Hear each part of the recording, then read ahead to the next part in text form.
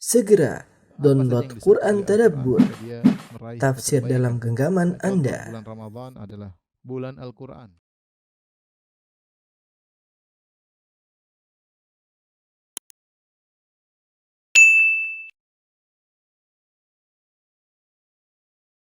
Bismillahirrahmanirrahim. Assalamualaikum warahmatullahi wabarakatuh.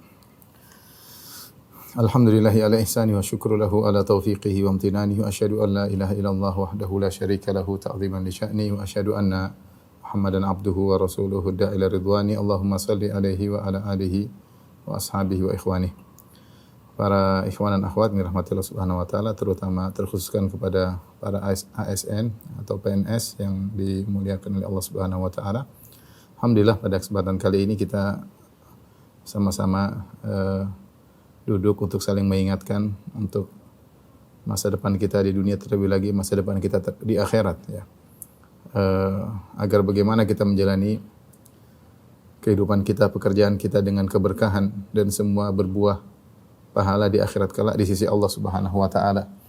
Allah Subhanahu wa taala berfirman, "Wa ma khalaqtul jinna wal insa illa liya'budun." Tidaklah aku ciptakan jin dan manusia kecuali untuk beribadah kepadaku, ya. Dan ayat ini, ya, menunjukkan bahwasanya seharusnya seluruh kegiatan kita yang karena Allah ciptakan kita, harusnya seluruh kegiatan kita adalah untuk Allah Subhanahu wa taala. Qul inna salati wa nusuki wa mahyaya wa mamati lillahi rabbil alamin. Katakanlah, sungguhnya salatku, penyembelihanku, hidupku dan matiku hanya untuk Allah Subhanahu wa taala. Nah, bagaimana kita berusaha dalam menjalani kehidupan ini untuk menjadikan seluruh kehidupan kita adalah untuk Allah Subhanahu wa taala agar bernilai pahala di akhirat kelak. Tentunya untuk meraih pahala, untuk menjadikan kehidupan ini seluruh untuk Allah Subhanahu wa taala tidak terbatas pada ibadah-ibadah mahdhah. Bukan hanya salat 5 waktu misalnya, atau bukan hanya baca Quran, ya. Tetapi ternyata kegiatan-kegiatan duniawi, ya, kalau kita niatkan karena Allah Subhanahu wa taala, maka akan berpahala di sisi Allah Subhanahu wa taala, ya. Kegiatan-kegiatan duniawi kalau kita niatkan karena Allah Subhanahu wa taala, maka akan menjadi ladang pahala bagi kita. Dan dalil akan hal ini terlalu banyak, ya. Contohnya seperti sabda Nabi sallallahu alaihi wasallam, "Lasta tunfiqu nafaqatan tabtaghi biha wajhallah illa ujirta 'alaiha hatta luqmata allati taj'alu fi imra'atik." Tidaklah engkau memberi nafkah, kau berharap untuk meraih wajah Allah, ya, untuk karena wajah Allah Subhanahu wa taala, kecuali kau akan dapat pahala sampai suapan yang kau suapkan pada mulut istrimu, ya. Jadi seorang kalau berinfak, dia suap istrinya karena mencari wajah Allah Subhanahu wa taala, di antara tafsiran agar dia bisa melihat indahnya wajah Allah pada hari kiamat kelak, di surga kelak, maka dia dapat pahala, ya, sampai suapan yang dia suapkan pada istrinya. Ini dalil bahwasanya perkara duniawi kalau diniatkan dengan syarat tabtaghi biha wajh Allah, engkau mencari wajah Allah ketika melakukan perkara duniawi tersebut, engkau maka akan dapat pahala dari Allah Subhanahu wa taala. Dan semua perkara duniawi kalau tidak diniatkan karena Allah, maka dia hanyalah perkara biasa. Hanyalah perkara duniawi murni tanpa ada pahala, ya, dan tanpa ada dosa. Tetapi kalau kita niatkan perkara mubah, perkara yang asalnya boleh, jika diniatkan karena Allah, maka berubah menjadi pahala di sisi Allah Subhanahu wa taala. Dari sinilah dengan mengatur niat kita, maka seluruh kehidupan kita bernilai di sisi Allah Subhanahu wa taala. Dengan demikian kita bisa menjalankan firman Allah, "Wa ma khalaqtul jinna wal insa illa liya'budun." Tidaklah aku ciptakan jin dan manusia kecuali untuk beribadah kepadaku. Sehingga tidaklah kita hidup kecuali untuk beribadah kepada Allah Subhanahu wa taala. Lihatlah bagaimana perkataan Mu'adz bin Jabal radhiyallahu taala anhu. Dia berkata, "Kuntu ahtasibu naumati kama ahtasibu qaumati." Sungguhnya aku berharap dapat pahala dengan tidurku sebagaimana aku berharap dapat pahala dengan salat malamku. Kenapa? Karena dia tidur pun niatnya agar bisa menjalankan ibadah ketika dia bangun. Sehingga dia berharap dengan tidurnya pun dia radhiyallahu anhu, Mu'adz bin Jabal, mendapatkan pahala. Ini menunjukkan fikih yang luar biasa dari sahabat Mu'adz bin Jabal. Dan kita tahu Mu'adz bin Jabal radhiyallahu anhu dikenal sebagai pakar halal dan haram di kalangan para sahabat, ya. Faqih di kalangan para sahabat, dan ilmunya menjadikan beliau mengatakan, inni la ahtasibu naumati kama ahtasibu qaumati. Sungguhnya aku berharap dengan tidurku aku dapat pahala sebagaimana aku berharap dengan salat malamku aku dapat pahala. Apa maksud saya dengan bawa mukadimah ini? Saya ingin menjelaskan bahwasanya di antara perkara duniawi yang mendatangkan pahala adalah bekerja. Adalah bekerja, mencari nafkah untuk anak istri. Ya. Dan ini makanya dalam Al-Quran banyak Allah menyuruh kita mencari rezeki. Ya. Walladzi ja'alakumul arda dhalula famshu fi manakibiha wa kulu min rizqihi wa ilaihin nusyur. Dialah yang telah menundukkan bumi bagi kalian, maka famshu fi manakibiha, maka berjalanlah di penjuru bumi, wa kulu min rizqihi, dan carilah makanlah dari rezeki Allah Subhanahu wa taala. Fa idza qudiyatus salatu fantashiru fil ardi wabtaghu min fadlillah. Jika telah selesai salat Jumat maka bertebarlah di atas muka bumi dan carilah rezeki dari Allah Subhanahu wa taala. Allah berfirman fabtaghu indallahi rizq. Carilah rezeki di sisi Allah Subhanahu wa taala. Perintah untuk mencari rezeki banyak. Bahkan jika seorang mencari rezeki niatnya karena Allah Subhanahu wa taala, maka bimanzilatil jihad, seperti jihad fi sabilillah. Dan ini telah disampaikan oleh Imam Al-Qurtubi rahimahullahu taala dalam tafsir surat Al-Muzammil di ayat terakhir di mana Allah Subhanahu wa taala berfirman, "Alim an sayakunu minkum marda wa akharuna yadribuna fil ardi yabtaguna min fadlillah wa akharuna yuqatiluna fi sabilillah." Kata Allah Subhanahu wa taala, di antara kalian ada orang-orang yang berjalan di atas muka bumi untuk mencari rezeki. Dan di antara kalian ada orang-orang berjalan di muka bumi untuk berjihad di jalan Allah Subhanahu wa taala. Di akhir surat Al-Muzammil ini Allah menggandengkan penyebutan tentang orang yang berjalan di atas muka bumi. Akharun yadribuna fil ardi yabtaguna fadlillah wa akharuna yuqatiluna fi sabilillah. Allah jelaskan ada dua orang yang berjalan di atas muka bumi. Yang pertama orang-orang yang berjalan di muka bumi untuk mencari rezeki. Dan yang kedua orang-orang yang berjalan di atas muka bumi untuk berjihad di jalan Allah Subhanahu wa taala. Dan Allah menggandengkan keduanya. Dengan penggandengan ini maka Al-Imam Al-Qurtubi rahimahullah berdalil bahwasanya seorang yang mencari rezeki yang halal ya untuk dirinya atau untuk keluarganya ya maka bimanzilatil mujahid fi sabilillah, maka dia seperti orang yang sedang berjihad di jalan Allah Subhanahu wa taala. Dan ini suatu tinjauan yang tajam dari Al-Imam Al-Qurtubi rahimahullahu taala. Terutama kalau kita terapkan di zaman sekarang, karena mencari rezeki halal tidak mudah. Mencari rezeki halal tidak mudah.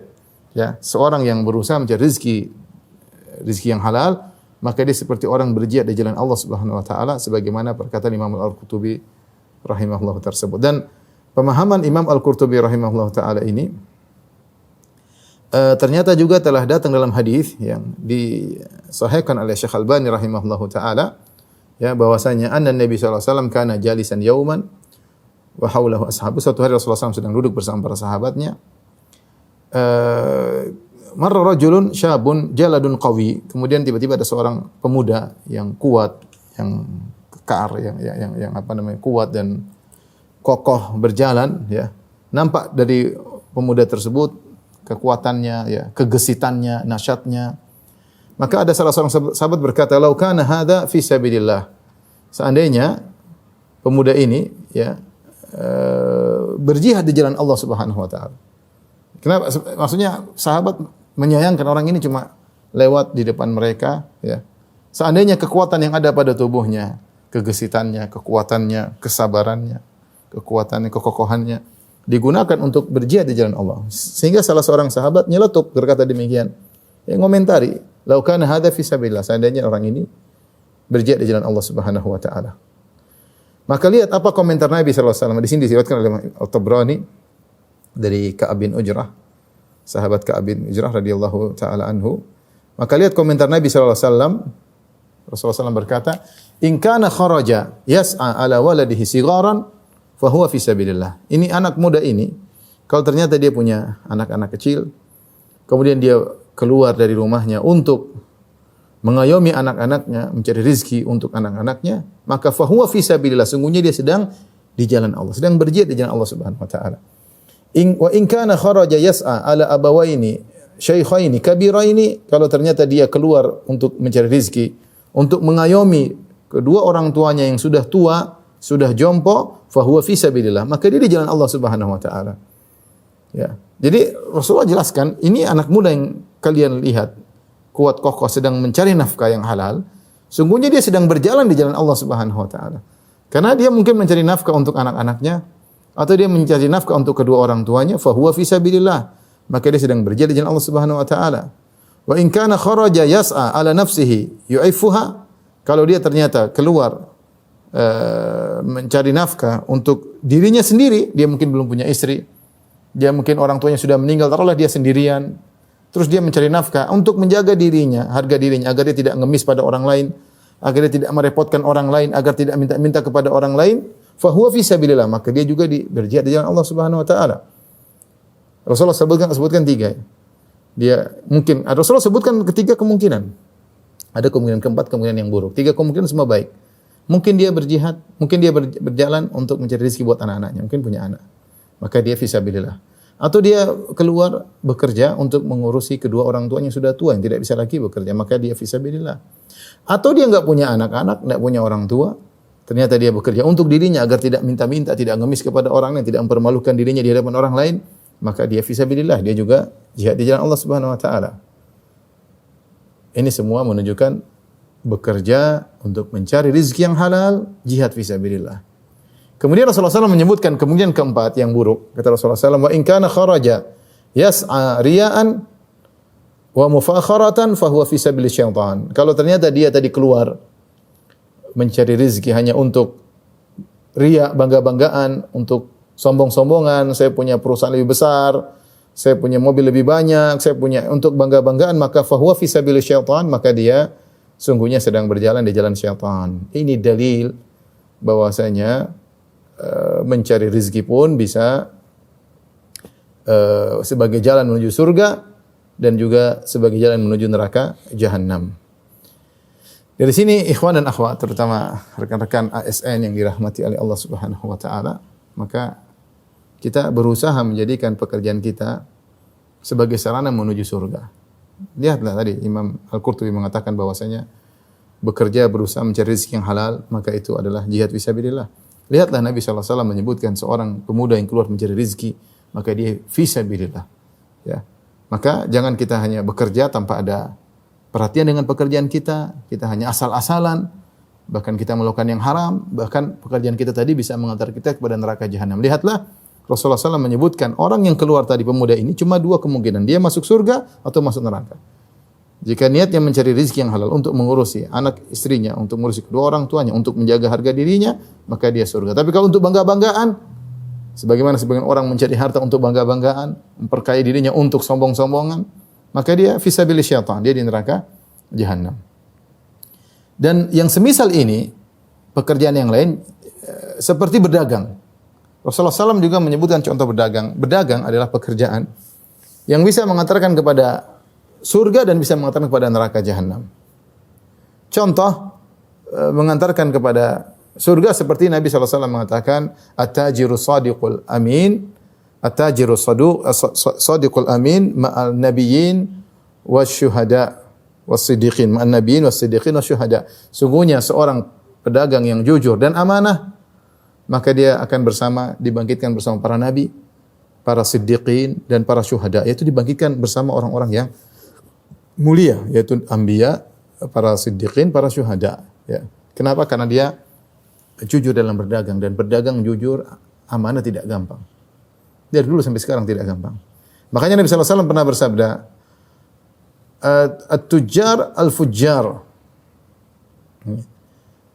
Tujjar al-fujjar. Sungguhnya para pedagang adalah orang-orang fajir, yaitu para pelaku maksiat. Maka sahabat mengatakannya, Rasulullah, alaysa qad ahallallahu al-bai'a? Ya Rasulullah, bukankah Allah telah menghalalkan jual beli? Kata Nabi SAW, bala, benar, Allah menghalalkan jual beli. Ini para pedagang melakukan praktik jual beli. Kenapa mereka dikatakan fajir? Rasulullah SAW katakan, walakinnahum yuhaddithun fayakdzibun wa yahlifun fayaksamun. Akan tapi masalahnya para pedagang itu suka ngomong dusta. Kalau ngomong dusta, kalau janji enggak ditepati. Kalau janji enggak ditepati. Ini yang jadi masalah. Sehingga ya mereka, para pedagang, banyak yang masuk neraka jahanam. Dalam hadis yang lain kata Nabi SAW, innat tujjara yab'athuhumullah fujjaran yaumil qiyamah. Sungguhnya para pedagang akan dibangkitkan oleh Allah pada hari kiamat sebagai fujar, sebagai para pendusta. Sebagai para pendosa. Masuk neraka jahanam. Para pedagang dibangkitkan oleh Allah pada hari kiamat kelak sebagai para pendosa, yaitu masuk neraka jahanam. Illa man ittaqallah wa barra wa sadaq. Kecuali pedagang yang bertakwa kepada Allah, wa barra, yaitu yang memenuhi barra qasamahu, maksudnya dia memenuhi janjinya. Kalau dia berjanji maka dia tepati, wa sadaq, dan dia jujur dalam pembicaraannya. Ini sangat tegas, Rasulullah mengatakan jelas dengan tegas bahwasanya pedagang bisa masuk surga dengan kedudukan yang tinggi bersama para nabiyin, para siddiqin, para syuhada, dan pedagang bisa masuk neraka sebagai bersama orang-orang fajir ketika mereka tidak amanah dalam menjalankan pekerjaannya. Nah, kita bicara tentang ASN yang sebenarnya mendapatkan pekerjaan yang mulia sebagai pelayan khidmat kepada masyarakat, yang sebagai petugas negara untuk berkhidmat kepada masyarakat. Apalagi ASN yang memiliki kedudukan yang tinggi. Ya, maka kesempatan mereka untuk bisa masuk surga besar. Dan ini sudah pernah saya sampaikan dalam hadis tentang 7 golongan yang Allah naungi pada hari kiamat kelak. Ketika Rasulullah SAW menyebut tentang sab'atun yudhilluhumullah fi yaumin la dhilla illa dhilluh, 7 golongan yang Allah naungi pada hari kiamat kelak, yang tidak ada naungan kecuali naungan Allah. Rasulullah sebutkan 7 perkara. Ya, dan 7 perkara tersebut perkara-perkara yang berat. Ya. Yang pertama Rasulullah SAW sebutkan adalah imamun adil, imam yang adil. Imam yang adil itu penguasa yang adil. Dan para ulama menjelaskan penguasa di sini mencakup penguasa umum, misalnya kepala negara, dan juga yang di bawahnya seperti gubernur, wali kota, bupati, bahkan mungkin lurah, mungkin camat, dan sampai pada lingkup yang kecil, ya, artinya ada bawahannya. Ya. Kenapa? Karena kalau dia jujur, kalau pemimpin yang jujur atau ASN yang jujur, maka akan dampaknya luar biasa bagi masyarakat. Bagi masyarakat. Makanya dia disebutkan yang pertama kali daripada 7 golongan tersebut. Ibnu Taimiyah rahimahullah telah menyebutkan bahwasanya imamun adil afdhalul mujahidin fi zamanihi. Atau fi maqala ma'nahu, ya. Dia mengatakan bahwasanya imam yang adil adalah mujahid yang terbaik di zamannya. Subhanallah. Dan ini bukan perkataan sembarang dari Ibnu Taimiyah rahimahullah taala. Karena menjadi pemimpin yang jujur, amanah tidak mudah. Ya, terutama di zaman yang kemudian seorang mudah tergoda atau sistem yang mudah membuat orang terjerumus dalam kemaksiatan, ya. Oleh karenanya pekerjaan ASN dia pekerjaan melayani masyarakat, ya. Karena semakin banyak yang terlayani dia semakin dapat pahala. Ya, semakin baik sistem yang dia lakukan, sistem yang dia buat sehingga membuat pelayanan terhadap masyarakat, membuat mudah bagi masyarakat, Allah akan mudahkan urusannya di dunia maupun di akhirat, ya. Oleh karenanya pekerja menjadi ASN sebenarnya ladang pahala. Tetapi sebagaimana yang kita sebutkan tadi, ASN sama dengan pekerjaan-pekerjaan yang lain. Kalau ternyata tidak dijalankan dengan amanah, maka sebab untuk masuk neraka jahanam. Bahkan bisa jadi nerakanya lebih parah daripada pekerjaan-pekerjaan yang lain. Ya. Dalam hadis Rasulullah SAW berkata, inna rijalan yatakhawaduna fi malillahi bi ghairi haqq falahumun naru yaumal qiyamah. Kata Nabi SAW, sungguhnya ada sekelompok orang yang mereka mengolah harta Allah, maksudnya baitul mal, maksudnya harta negara. Ini terkait dengan ASN. Yang mereka mengolah harta negara tanpa hak, falahumun naru yaumal qiyamah, bagi mereka neraka pada hari kiamat kelak. Kenapa? Karena mereka orang-orang ASN yang tidak menjalankan amanah, mengelola uang negara tidak benar. Mereka misalnya korupsi atau mengambil harta rakyat untuk kepentingan pribadi dengan mengorbankan banyak masyarakat. Maka mereka dapat kesenangan sementara di dunia, falahumun nar yaumul qiyamah, bagi mereka neraka jahanam, ya. Mereka pantas mendapat neraka jahanam karena mereka menyenangkan diri mereka, menyenangkan anak istrinya, keluarganya dengan harta yang haram. Ya, harta rakyat digunakan untuk perkara yang kesenangan pribadi, maka mereka ini juga mudah masuk neraka. Jadi ASN ini pekerjaan yang saya rasa agak bahaya. Artinya kalau dia jujur maka surganya mudah. Tapi kalau dia enggak jujur, dia makan uang rakyat, maka surganya juga, nerakanya juga parah. Tidak seperti pekerjaan-pekerjaan yang lainnya. Maka dari sini para ASN harus lebih waspada. Ya, harus lebih waspada karena pekerjaan yang kita kerjakan ini bisa disebab masuk surga dan sebaliknya bisa menjadi sebab masuk neraka jahanam. Nah, di antara usaha agar menjadikan pekerjaan kita sebab masuk surga adalah kita harus kerja profesional. Kerja profesional. Apa itu profesional? Profesional itu terkumpul pada dia dua ciri, yaitu pertama itqan, yaitu dia mahir dalam menjalankan pekerjaannya, yang kedua dia amanah. Dia adalah amanah. Jika terkumpul pada seorang pekerja dua sifat ini, mahir memang dia berkualitas dalam pekerjaannya dan dia amanah, ya, maka dia dikatakan profesional. Dalam satu hadis Rasulullah SAW bersabda, "Innallaha yuhibbu idza amila ahadukum amalan an yutqinahu." Sungguhnya Allah Subhanahu wa taala suka jika salah seorang dari kalian bekerja, maka dia kerja dengan itqan, dengan profesional. Kerja yang baik, kerja yang profesional. Ya, bukan asal-asalan, ya. Itqan itu lawan dari asal-asalan. Kita ada kerja orang asal-asalan, asal jalan, enggak. Kita kalau kerja sesuatu, apapun pekerjaan kita, apakah sebagai guru, apakah sebagai dai, apakah sebagai ASN, apa sebagai apapun, sebagai kepala rumah tangga, sebagai ibu rumah tangga, kita harus profesional menjalankan kerjaan tersebut agar pekerjaan kita berpahala dan agar kita dicintai oleh Allah Subhanahu wa taala. Karena Allah suka dengan seorang yang bekerja dengan profesional. Nah, sifat profesional ini yang mencakup dua sifat, itqan, berkualitas, mahir dalam pekerjaannya, dan amanah, telah disebutkan oleh Allah dalam beberapa ayat. Seperti dalam kisah yang dalam surat Al-Qasas tentang kisah Nabi Musa alaihissalam yang Allah sebutkan, ulama warada ma'a Madyan wajada alaihi ummatan minan nasi yasquna wajada min dunihum imra'ataini tadhudan qala ma khatbukuma qala la nasqi hatta yusdira ar-ri'a wa abuna syekhun kabir. Sebagaimana kisah yang masyhur ketika Nabi Musa alaihissalam kabur dari kejaran Firaun sampailah ke negeri Madian, ya. Ke negeri Madian. Subhanallah, saya kemarin ke suatu lokasi yang orang banyak muarikhin mengatakan dia adalah lokasi Madian, ya. Ya, tidak, artinya dekat dengan Mesir, tinggal nyebrang laut maka sampai kota Madian tersebut yang sekarang disebutkan di kota Saudi namanya kota Al-Bida, ya. Dari Tabuk sekitar 250 km ke arah utara.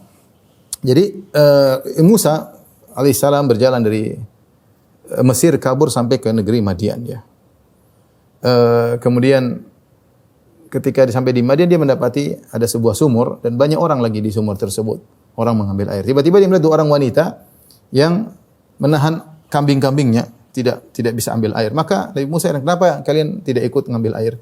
Maka kedua wanita ini berkata, kami tidak bisa ambil air sampai orang-orang pada pergi dulu. Kenapa kami yang harus ambil? Karena bapak kami sudah tua. Fasaqalahuma thumma tawalla ila dhil. Kemudian Musa alaihissalam mengambilkan air buat dua wanita tersebut. Kemudian Musa bersandar berbaring di sebuah pohon. Kemudian dia berkata, Rabbi inni lima anzalta ilayya min khairin faqir. Ya Allah, aku butuh, ya, kebaikan darimu. Disebutkan oleh para tafsir, Musa lapar dan dia berkata, aku butuh makan. Kemudian Allah kabulkan doa Nabi Musa alaihissalam. Datanglah faja'at ihdahuma tamshi ala istihya.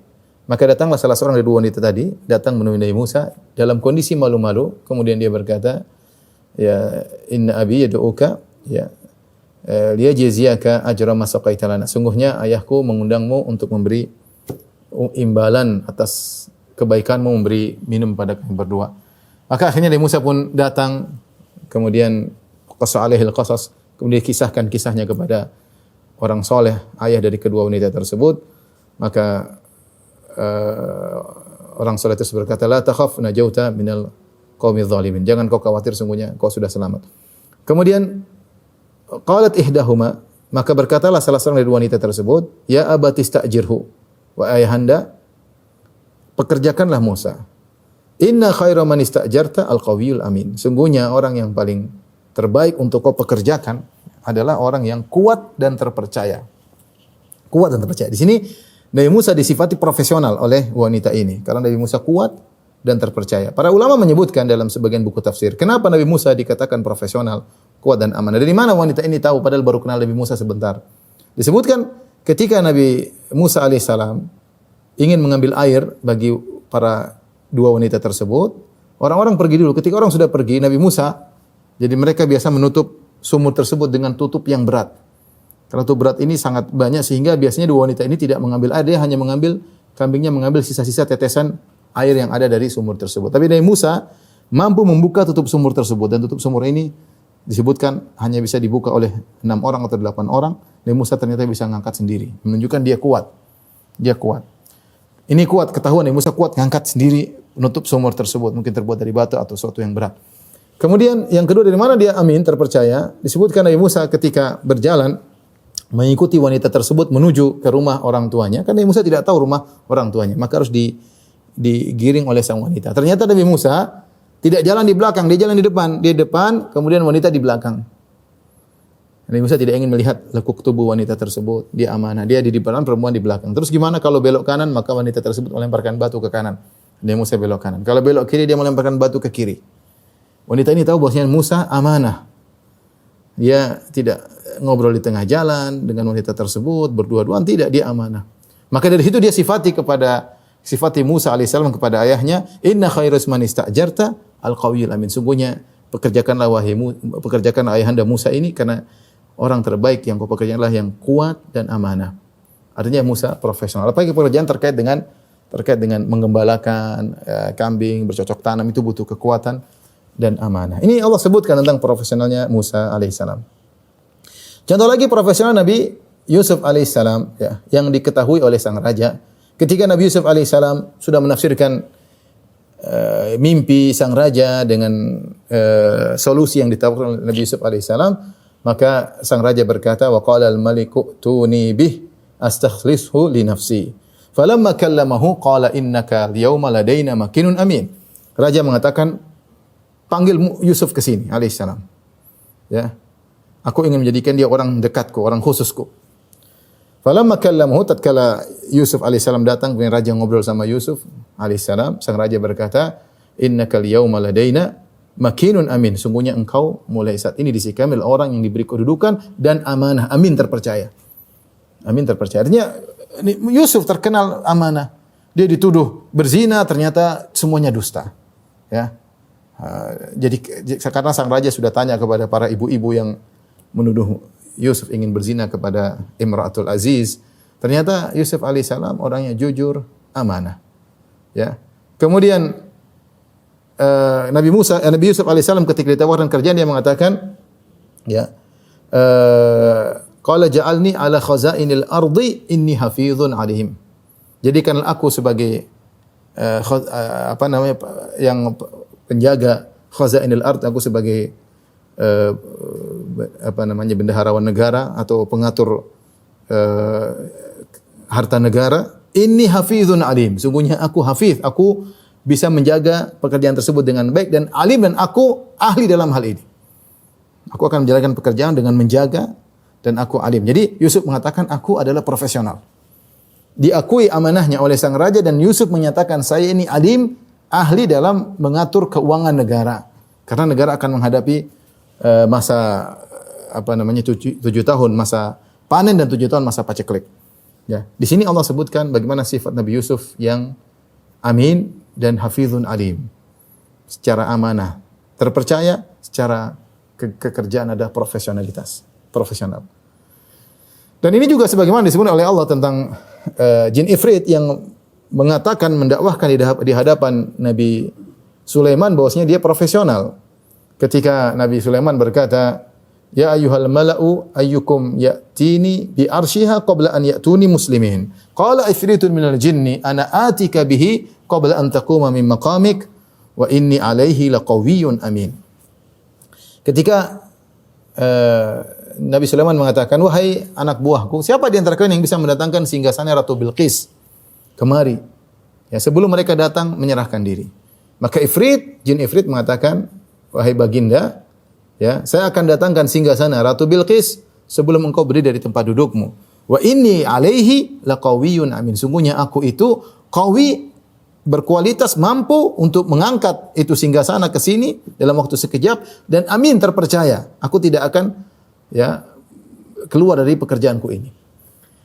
Inilah di antara 3 ayat yang menunjukkan bahwasanya suatu profesionalitas adalah suatu yang terpuji, yaitu sifat para anbiya, ya. Di antaranya sifat Nabi Musa, di antaranya sifat Nabi Yusuf alaihissalam. Nah, maka seorang kalau ingin menjadikan pekerjaannya sebagai ladang pahala, maka harus menjadi seorang pekerja yang profesional. Terkumpulkan pada dia 2, berkualitas dan amanah. dan amanah. Taib. Kita bicara tentang kualitas. Bagaimana kualitas? Artinya ketika kau berkualitas, ya kau tahu apa yang kau kerjakan. Kalau kau tidak mampu, jangan maju ke situ.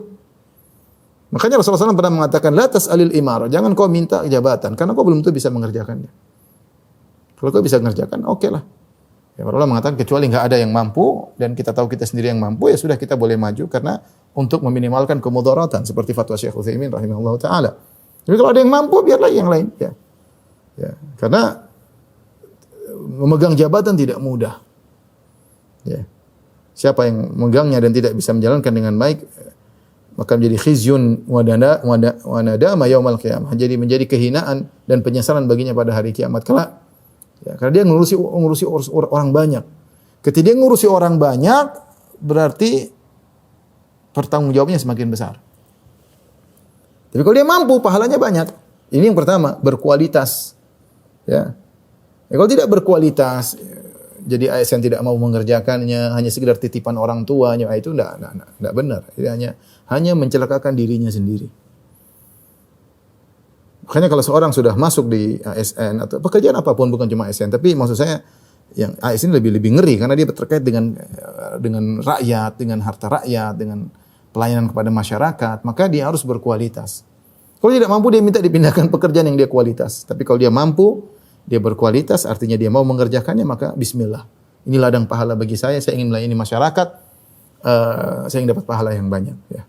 Jadi pertama, berkualitas. Ini juga peringatan kepada atasan ketika mengangkat suatu anak buah, pegawai harus yang berkualitas, karena dia akan berintai pertanggungjawaban oleh Allah dalam memilih anak buahnya. Tidak sembarang dia angkat.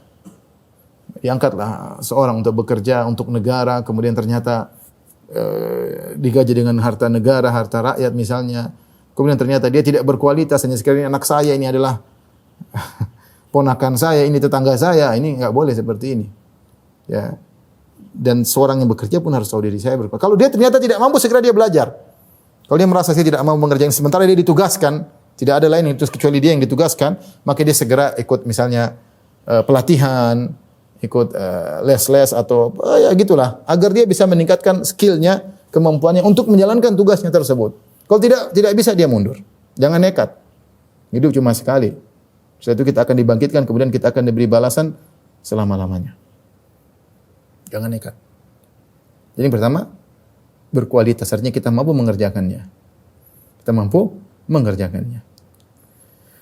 Yang kedua, disebut profesional jika dia amanah. Amanah tentunya dia jujur, tidak menerima gratifikasi. Saya tadi baru baca tentang gratifikasi, bagus ya yang dia disebutkan di sini. Pengertian gratifikasi ya. Bagus ya. Subhanallah, saya mengingat tentang hadis Ibnu Lutbi ya yang telah dicanangkan oleh Nabi sallallahu alaihi wasallam 14 tahun yang lalu tentang gratifikasi, haramnya gratifikasi. Nanti insyaallah akan kita sebutkan hadisnya. Tapi intinya di antara amanah ya, di antara amanah ikhwan dan akhwat rahmatillah subhanahu wa ta'ala, yaitu dia jujur, ya. Di antara kejujuran, dia bekerja sesuai dengan jam yang telah ditentukan. Ya. Rasulullah SAW bersabda, al-muslimuna ala syurutihim. Sesungguhnya kaum muslimin berdasarkan persyaratan yang mereka sepakati. Ketika kita bekerja suatu instansi, kita tanda tangan kontrak kerja. Apa yang disebutkan bunut, yaitu poin-poinnya harus kita kerjakan. Kalau kita tidak kerjakan, berarti kita tidak amanah. Bekerja jam sekian sampai jam sekian, liburnya kapan, kemudian apa namanya, kerjaannya seperti apa, tabiatul amal, yaitu bagaimana cara kerjanya, ini semua sudah ada kesepakatan. Kalau kita tidak sesuai dengan kesepakatan yang kita tanda tangani, maka kita tidak amanah. Meskipun kita berkualitas, mungkin kita ahli, kita skillnya canggih, tapi ternyata kita tidak menjalankan sesuai dengan yang disepakati, maka sungguhnya kita tidak amanah. Dan di antara bentuk tidak amanah adalah korupsi waktu ya. Bekerja datang terlambat, pulang lebih cepat ya. Maka orang yang seperti ini sungguhnya dia makan gaji haram. Kalau dia 25% waktu tidak dia gunakan untuk bekerja sebagai kesepakatan, misalnya setiap hari 8 jam, ternyata dia cuma bekerja 6 jam, maka 25% gaji harus dia kembalikan. Harus dikembalikan. Daripada dia makan haram. Daripada dia makan haram, ya. Yang kedua, tadi sudah kita singgung, di antara bentuk amanah yaitu adalah tidak menerima gratifikasi. Saya bacakan hadis yang diriwayatkan oleh Imam Muslim dan juga Abu Daud, Ibnu Khuzaimah dan yang lainnya dari Abi Humaid As-Sa'idi radhiyallahu taala anhu tentang kisah Ibnu Lutbiyah, hadis yang masih disebutkan hadis Ibnu Lutbiyah. Bahwasanya Rasulullah SAW istamala rajulan min Bani Sa'ad. Rasulullah bekerjakan seorang dari kabilah Bani Sa'ad yang dikenal dengan Ibnu Lutbiyah. Orang dikenal dengan Ibnu Lutbiyah. Dia sebagai petugas penarik zakat. Ya, ala sadaqah. Maka setelah dia menarik zakat, mungkin ngambil onta atau ngambil kambing atau ngambil sapi ya. Dia ngambil, mungkin ketika dia bekerja dengan baik, menyenangkan orang yang ditarik zakatnya, orang ditarik zakat senang dengan cara Ibnu Lutbiyah yang mengambil zakat tersebut, maka dia dikasih hadiah. Dikasih hadiah, hewan dikasih hadiah.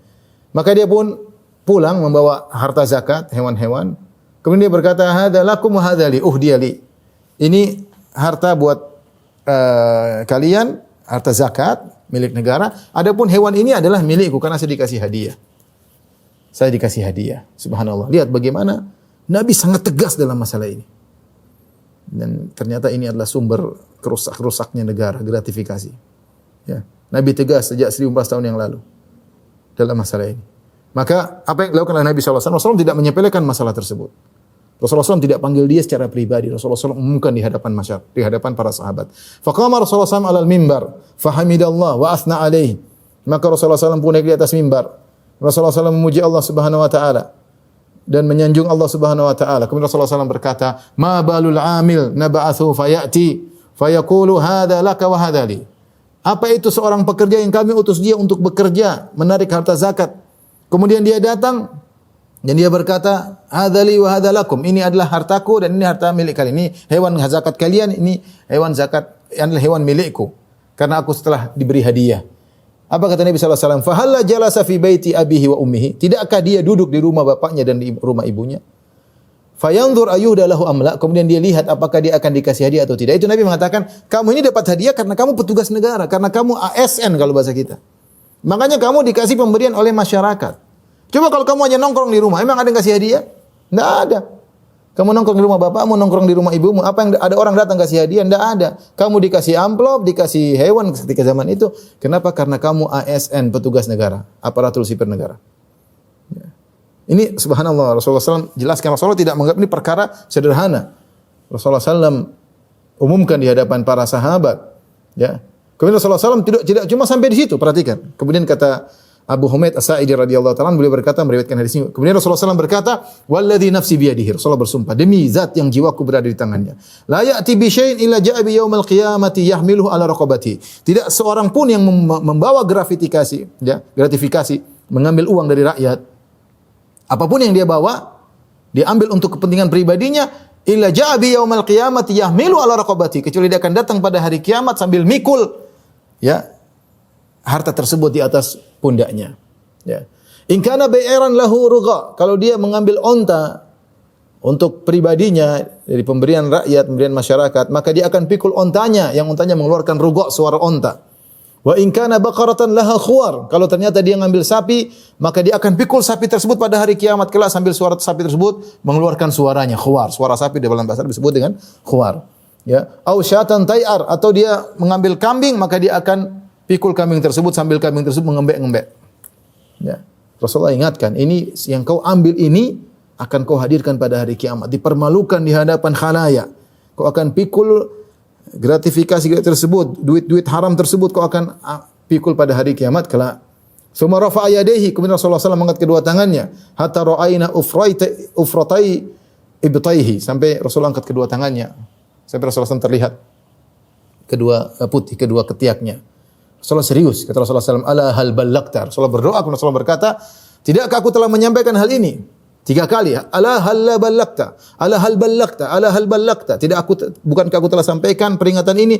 Bukankah aku telah sampaikan peringatan ini? Bukankah aku telah sampaikan peringatan ini? Subhanallah.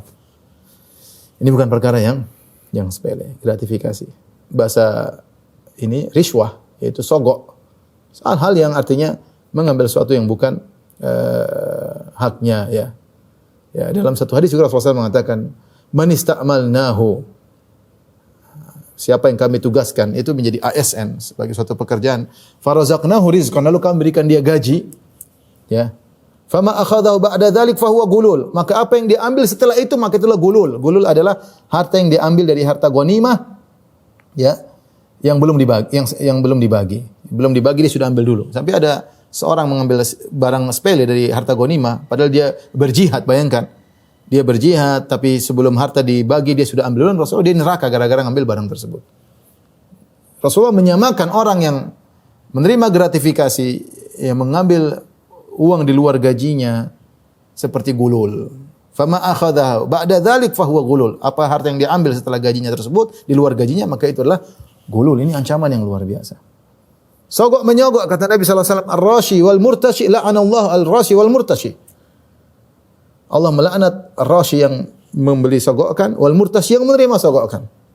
Dalam sebagian riwayat kata Syekh bin Baz rahimahullah taala, wa raish, dan perantara, wasitah, yang brokernya untuk menggabungkan antara pemberi sogok dan yang menerima sogok, dia broker. Brokernya juga dilaknat oleh Allah Subhanahu wa taala. Ini yang mengerikan sekarang, ya. Inilah biang-biang korupsi, ya. Oleh karenanya subhanallah, Islam adalah agama yang sempurna. Saya perkara yang seperti ini sudah dijelaskan 11 tahun yang lalu. Ya, subhanallah, luar biasa syariat Islam. Karena dengan menerima seperti ini, maka akan menimbulkan banyak mudarat. Dia adalah pelayan masyarakat. Akhirnya ketika dia memberi hadiah, dia akan condong kepada pemberi hadiah tersebut. Dia akan beri pelayanan yang spesial, tidak seperti yang lainnya. Ya. Kemudian dia mulai mencari jalan-jalan korupsi karena dia sudah senang mendapati hal tersebut. Oleh karena saya ingatkan kepada para ASN, tentunya para seluruh pekerja untuk jujur, terutama ASN. Ya. Orang yang bekerja di ASN sedang berjalan di atas jalan yang berat. Kalau jujur masuk surga dan surganya tinggi karena dia memberi kebahagiaan kepada banyak orang, pelayan masyarakat. Kemudian kalau dia tidak jujur, tidak amanah, maka mudah masuk neraka Jahannam, ya. Inna rijalan yatakhawaduna fi mali la bighayri haq falahumun nar yaumil qiyamah. Sesungguhnya sekelompok orang mengolah harta negara tanpa hak, bagi dia neraka Jahannam, bagi mereka neraka Jahannam, bagi mereka neraka Jahannam. Dari sini ya, mungkin kalau apa yang saya sampaikan bisa disampaikan kepada pemerintah, ya, buat sistem agar ASN diberi tunjangan yang baik, gaji yang bagus, ya, sehingga mereka tidak terbuka celah untuk korupsi, dan kalau korupsi benar-benar diberi hukuman yang sangat berat, ya. Ya. Tapi kalau seandainya ASN ternyata gajinya kecil, misalnya tidak cukup untuk keluarga, ini membuat mereka mudah untuk mengambil harta-harta yang tidak benar, ya. Ini tentunya kalau ada yang bisa menyampaikan, bisa disampaikan, ya. Tentu untuk kepentingan negara kita semua, NKRI, ya, agar bisa lebih maju, lebih amanah dan lebih dipandang oleh negara-negara lainnya. Ikhwan dan akhwat yang rahmati Allah Subhanahu wa taala, ya. Ini di antara bentuk amanah, yaitu tidak menerima gratifikasi, dan seorang harus waspada akan hal ini, ya. Karena celah-celah untuk ini banyak, ya, apalagi kebiasaan kita, sebagian rakyat kita, sebagian kita seperti itu, mudah untuk menyogok dan mudah untuk menerima sogokan, ya. Ikhwan dan akhwat yang rahmati Allah Subhanahu wa taala, ya, inilah yang mungkin bisa saya sampaikan pada para ASN yang dirahmati Allah Subhanahu wa taala. Semoga sedikit yang sampaikan ini sebagai peringatan bagi kita semua, ya, dan bagi para ASN yang mendengar apa yang saya sampaikan, semoga bisa lebih baik untuk negara kita. Wallahu taala alam bisawab. Demikian wabillahi taufiq wal hidayah. Assalamualaikum warahmatullahi wabarakatuh.